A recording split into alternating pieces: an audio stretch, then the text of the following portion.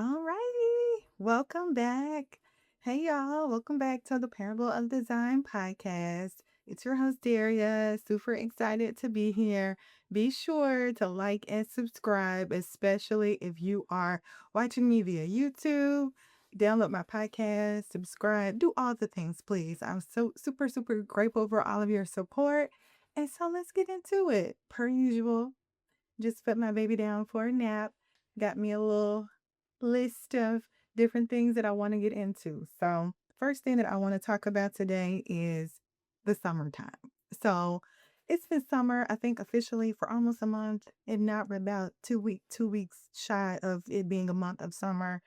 I live in Memphis. The sun has been beaming. It's been real, certainly. And because of that, I love it. I love nature. I love being outside. I'm an earth sign. This is my time. It's like festival season in Memphis. I absolutely love it. And amongst that, I love going for walks, specifically hot girl walks, as I like to call them. So tell me why. I want to say her name is Mia Lind. I could be wrong. I think she's like a influencer, creative, or whatever, has trademarked hot girl walk. Yes, that's crazy. And I feel so confused. I'm like, is this the Mandela effect or something? Because I could have sworn that Meg the Stallion was like hot girl everything. Like that's like her brand. We're hotties, okay? I would consider myself a hottie. I love Meg the Stallion. So yeah, I'm super confused about that because I remember vividly. I want to say it was COVID when she came out with Hot Girl Summer with Nicki Minaj. Remember that? Driving the boat, like that was a thing. And maybe it was 2019. I don't know, but I'm like, what? But people can trademark anything. I know there was a thing about trademarking Black Girl Magic. Like people can truly just trademark things even if they were not the original creator of that because I feel like people have been saying Hot Girl Walk for a while. And I want to say that she trademarked it in 2023, which means that was still 3 years after Meg said it. Okay. So maybe Meg didn't say Hot Girl Walk, but I know that she, in my mind, as far as the present day, was like the originator of saying all this hot girl stuff, like hot girl anything. She had a perfume coming out. A hot girl perfume. I think that's like what it's called. Definitely gonna be getting it. But yeah, so hopefully I don't get sued for saying I've been taking hot girl walks. But that's crazy. Every time I go for a walk, I think about the fact that she didn't trademark hot girl walk. I'm like, dang. But trademarks are for like I think it's for like merch and different things like that, which still crazy, but whatever. Like, how you just gonna trademark that? Crazy. Like, Meg the Stallion had the hottie meal at Popeyes. She had like the hottie. I want to say it was like hottie sauce or something. Anyway, crazy.com. We are starting off with a bang. Okay.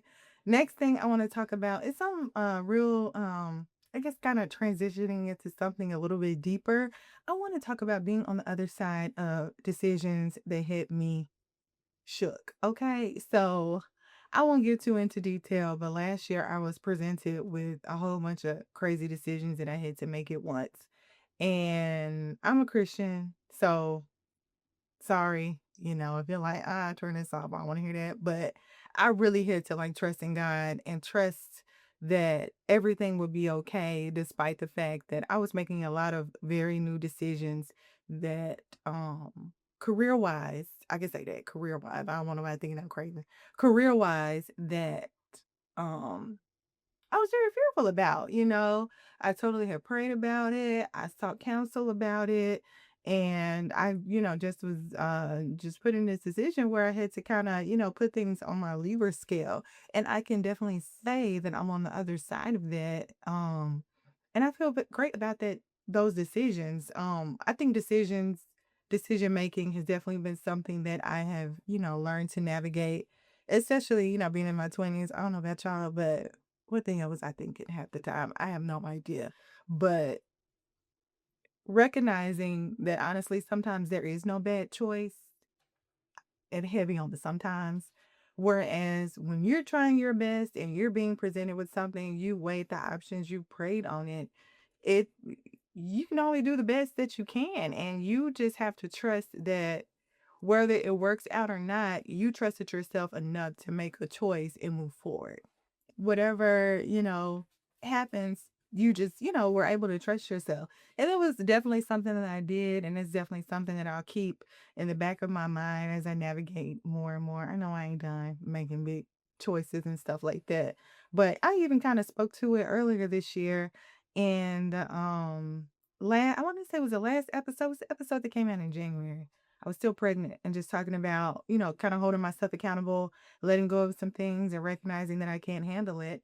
Um, Fast forward, that thing actually worked out. Okay, so I'm like, dang, look at that. Life just works out, and life is full of hard decisions. So if you're stuck right now trying to, weigh some things, just trust yourself, and whether it goes right or doesn't, just, remind yourself that you did the best you could with the knowledge that you had at the time. For real, like literally. And I say that as another career thing. I took a job one time, and long story short, the job was not what they said. Okay. And I was like, yeah, well, I'm gonna leave. Okay. And I didn't quit immediately, but I did quit about 3 months later because I got a new role. But I was upset with myself, initially, like, dang, why did you believe these people? Why would you move forward with that opportunity? But I was like, well, dang, well, it was a means to an end. It got me where I needed to go. It was a stepping stone, and I moved on. And that's really all you can do. And I think that applies to everything. Everything requires a level of trust, a level of trusting yourself, trusting the other person, and just knowing that, hey, you could hurt me. Hey, this new risk that I'm taking, I could fail, but you could fly. So it's a lot of that, but I feel so grateful um to God to be on the other side of all those things. And it just feels great. It really does. I had that epiphany today actually, and I was like, wow, remember when you were stressing? Remember you didn't know which way to go, or and it all worked out. That's just that, feeling very good about that. Next thing, kind of related to that, I want to talk about like moving past your fear. So again, as I was navigating those things, I, like I said, was shook. And this is so random, but y'all know Brandy Norwood, like Brandy, like Moesha. One time, I forget what it was. It could have been like BET. It could have been anything. I forget where she was, but it was like this campaign, a commercial or something. And she was like, talking so inspirational and positive. And she was like, yeah, that's the thing about fear. This is not verbatim, by the way. But she was like, yeah, that's the thing about fear. It's that it's, basically like all in your head.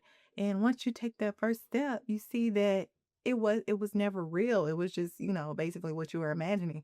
And I remember hearing that and being like, dang, that's true. But I'm still so scared to make choices. This had to have been more than a decade ago when I heard this. If I can find a clip, I'm gonna try to put it in here. But so for real, because there were some things that I was just, and even now, I have some new projects and some new things that I'm working on.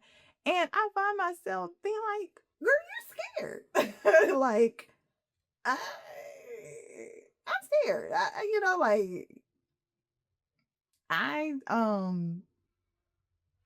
that's all I have to say about that. But moving past it, I think do it scared for real. Just regardless is truly a thing. So I've really been leaning into that, doing it scared, moving forward. Yes, yes, I have fear, but I try to say, oh, if I can imagine all the bad what ifs, I have to imagine all the good what ifs. So, girl, just learn and doing. So yes, so I want to give a shout out to myself. So the Urban Art Commission, who are the folks I want to say in collaboration with the city of Memphis that commissioned me to do the mural, my newest mural, is having a community event at the Chelsea flood wall. So y'all can see my newest design. So come on out and see my newest design. It's going to be a community event. It is going to be from 11 a.m. to 12 p.m. Once again, that is the Chelsea flood wall in Memphis, Tennessee. So it's on Chelsea Avenue, if you're familiar with that. And you will be able to see me. You will see my mural I designed. It's going to be dope. it's a very big mural. Like, this is the biggest mural I think I've ever designed in life. Um, it's incredible, and I want y'all to see it. Come out and see me. I'll be there, and it will be dope, certainly. But yeah, I just want to give a shout out to myself for that because I'm super excited to, just be there. But yeah, I'm just working on a lot of things, and because of that, that leads me into my next topic.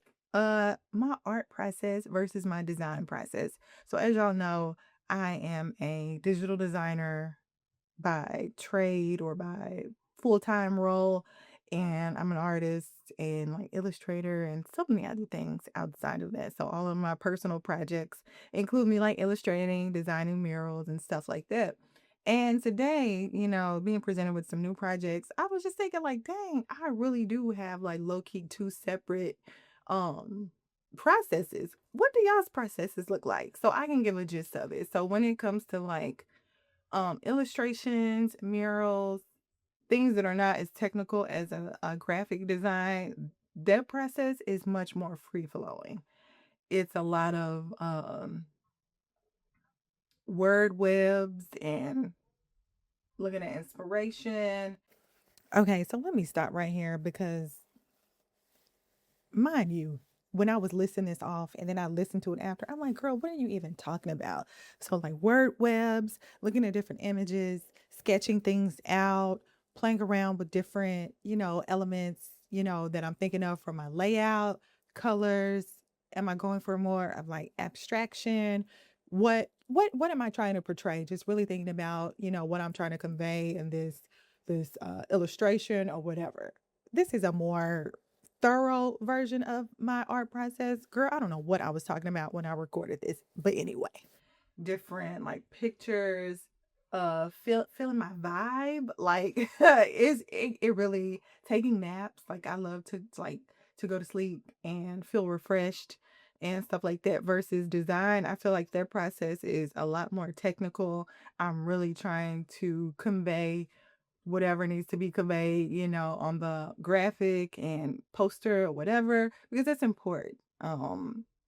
Legibility. I'm looking at different, fonts and making sure that the typography is up to par and the imagery, making sure that it's portraying the right thing and context. Does this, overall make sense as far as whatever, I've been, I'm designing for. So a lot more technical, but it's so interesting how I just immediately get into this like flow state of knowing what I'm doing. And I'm proud of that. I think it's, taking some time to really curate my toolkit in my head about how I navigate these things. And I like it. It just it's like, hey, look at you, girl, you out here doing it. But what's in your toolkit? Like I say that all the time. Designer toolkit was something that I learned when I was in grad school. We had to read a series of books, and one of them was a book that like watched these artists and designers do their thing, and like basically the summary of it was that each person had a toolkit in at which they would, mentally reach for different things to help them solve a design problem, essentially. So that's what I mean by that. So, I have a style. I feel like most designers have a style. So in my toolkit, I have different things that I am looking for, kind of like an ingredient list for my recipe to go into a design that makes me feel like it's effective and finished. Which, if you're a new designer and stuff like that, and you find yourself taking a long time to design, I would recommend you kind of sit back and think about what does a finished design look like for you. And I think once you're able to think about that and kind of you can even write it down like sort of maybe kind of sort of have some practice projects and things like that. I think you'll be able to get faster, not that you've got to just be speed racing through designs, but I think as you grow as a designer, it's good to be able to not be working on the same thing for 6 weeks. Okay, like you need to be able to low key kind of crank out work. So think about what's in your toolkit. Think about what makes your work look finished, not finished, done, whatever. Think about work you don't like. Think about things that look incomplete. You're like, oh, that needs a little bit some, don't know what it is. Think about that. If you don't know what it is, like, print it out or screenshot it and come back and be like, oh, it needs this. Oh, it needs, you know, a little bit more hierarchy. Oh, it needs more contrast. Oh, like, all the things. Figure that out, and then I think it'll I don't even think. I know it'll help you be a speedier designer because you know what you're going for when you design. And that's not to say that all of your designs look alike.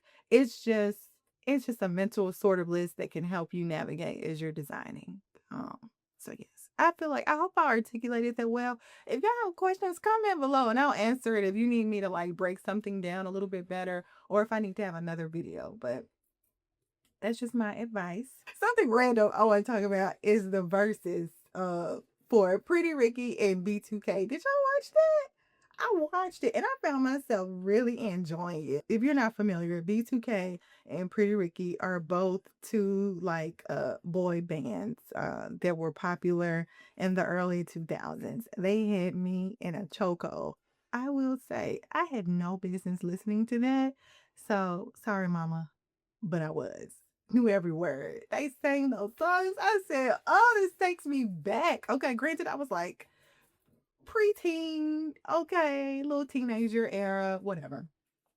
But B2K was a little bit before my time. That was I was like maybe second grade, first grade, third grade when B2K was popular, so I wasn't quite there yet. But Pretty Ricky, yeah, I was all the way like, and I would say Pretty Ricky won. I don't even know if that's debatable. I think everybody thinks they won. Um, but it was a really good verses. Like I remember when verses they were happening, back to back, especially during COVID and stuff. It was a lot of good ones, but this one was like the first one where I was like, yes, like I am interested in this. But yeah, it just all the songs. Boy, they got some songs on them. They need to come out with a new album. I know Pleasure P like did his solo thing for a while. They were killing it on stage. Like, I mean, hit after hit after hit. They had good stamina. The red was cute that they had on. I said, okay, spectacular, baby blue, Pleasure P. It was incredible. Like, it's funny you would be talking about this, but I really enjoyed it. Also enjoyed the Joe, Joe. I don't think he goes by anything else, but Joe, the singer, I watched his Tiny Desk. You ate that, Joe. I said, I'm really getting auntie. And I don't care. Because look, as much as I'm a hip hop girly, don't nobody want to listen to that all the time. Sometimes you want to just vibe and listen to something slow. I'm with my husband or something. I want to listen to something romantic. Like I don't want to be listening to all my ops up in a, da da da da da, spin the block. I got a Glock. Like it's crazy. I don't want to hear that all the time. So time and place certainly. But that Joe Tidy Desk was nice. I grew up listening to Joe. My mama was listening to Joe. K97 had Joe on rotation. Okay. Shout out to them. So that's about it. I'm gonna get into approve or archive. Woo! So, first thing on my list, we need to archive this ASAP. Needing an app for everything. Oh my God. I am so irritated with that. And I have a phone with a lot of memory and a great amount of technology literacy. But at the same time, let's okay, enough with that. I need an app for Popeyes. Okay. Like why do I need all these apps? I don't even want to go to McDonald's without an app. What else do I need an app for? Just everything. I was checking some like important documents. I needed the app. It was a website that was like, oh, check out our website. I go to the website. It's like, oh, this is just a link to download your app. Like what? Like we gotta go back to websites. And I'm not even gonna lie, I love websites. I don't know what needs to happen, but we gotta stop needing an app for everything. Let's go back to paper coupons. Please, I keep those. The ones that come in the mail, like I look forward to them because that's how come I didn't know I needed an app for Popeyes because I've been keeping Popeyes coupons and like just all the food places and medical stuff. Like, please, enough. Okay, everything has an app. What's funny is now that I'm thinking of it, one of the apps that I would like to use more is the Photoshop app on my phone. I hate it. And maybe it's user error, but how do you save things that you've worked on? Like, I, for the life of me, cannot figure that out. And I'm just like, dare I say this is a waste? Because if you edit an image or if you're, working on something, how do you come back to it? You can't. So, anyway, that's irritating. Next thing on the list, what is this? Lord, my handwriting. Oh, service fees. Let's archive it. Why does everything have a fee? W- Ticketmaster, why are you charging me a service fee? Food places, why are you charging me a service fee? A to go fee. And then you want a tip? Dang, you done already got me out of $10 just off of fees. They're just popping up out of nowhere. I feel like every time I see a receipt, it says like da da da da da service fee. And it's always a random number. And I'm just like, look, I want to support small businesses just like the next person or big businesses, whoever. But you gotta stop nickel and diming the people that's keeping you afloat because like before you know it, like my thing is okay, this may be a separate thing, but even when it comes to like tipping culture, I have seen a lot of service providers have a lot of things to say about people not tipping well. This is that and the third. I think the smart thing to do would be to add the tip amount you would like into your prices. If your prices are already sky high and you're like mad at people for not tipping, that sounds more like a you problem because you set the prices. That's all I'm going to say. Certainly, people can tip you, especially when you're doing well, but I think that's just more of a foolproof way to go about it.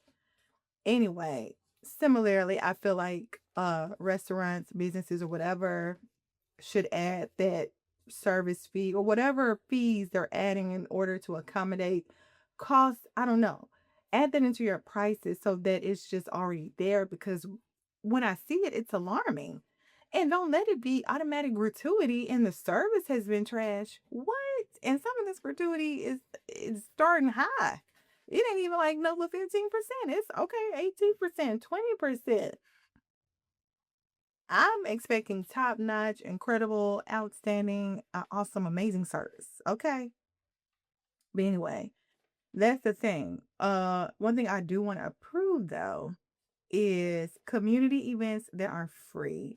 So I recently had the opportunity to go to a book club or join a book club and I love it. And it's like free and it's cool and it was like a lot of women plus like one man. He's cool though. And I was like, okay, so shout out to them. One of the girls is a coworker friend that I made and she's really nice. So it's nice to see her, nice to see her, just it's just nice to be in community and to see all the women were so articulate and just nice and pretty and don't get me started. Okay. I'm a lover of women, okay, in the best way. Like I just love being a woman and I just love supporting other women and I love being in the midst of just women who are just you the girl say your opinion. You did what? You feel you okay.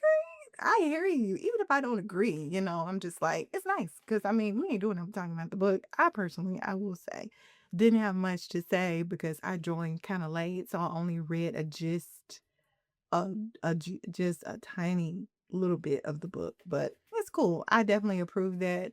I think everybody's in this notion of recognizing that we do need to build community. What does that look like? Hobbies, all the things. I need to be more involved. How will I make friends? Oh, I need to meet people. I need to go out. Da da da da da. And I definitely think that um, this is one of those things where this is how it starts. You just show up. Oh yeah, I look forward to that. I will be attending more events in my community of Memphis, because it's good and I feel like it's just a good way to meet new people, get myself out there. I have so many interests, so it's really nice to, outside of my friends and stuff that I already have, to connect with new people who like, oh, you like that? Oh, you have that very niche interest too? Girl, just I could sit up here and yap all day. I hope y'all have enjoyed this episode. We touched and talked on so many things. Please take my advice when it comes to y'all young designers. Think about what makes your work pop. Think about what makes your work. And really, really hone into that because it's going to help you be faster. It help you take criticism better. It'll help you with all those things. And I think all those things are important. Community events, put yourself out there. Go, even if it's weird, even if it's awkward. What I say earlier, do it scared. I'll be right there with you, okay? In spirit, doing separate things, doing it scared, because that's what it's all about. You'll feel so fulfilled afterwards. And then if you go and it's like, this sucks, you can leave. One thing about me, I'm gonna leave. So that's that. Hot girl walks. Don't sue me. Please don't sue me. Keep taking your hot girl walks. Move past your fear. Fear is only in your head. If you're going to think about negative what ifs, think about positive what ifs, all the things. Okay. I'm here for it. And once again, be on the lookout for my new work. I'm probably going to vlog it so y'all can see me, out there and looking at the mural that I designed and stuff like that. It's going to be dope. And just all my new stuff that I'm working on. I know I always say that, and y'all be like, "Can we see?" Okay, so I intend on posting and vlogging and making more content so y'all can see all the things that I'm always getting into and creating. So please be patient with me. Tell a friend to tell a friend. Please listen to my podcast. I don't mean to say please like out of desperation, but like I love the support. Please do. You can listen to me on Apple Music, Amazon Music, anywhere you listen to podcasts, honestly, and on YouTube. So yeah, once again, be sure to like and subscribe. And this episode has been good. Bye.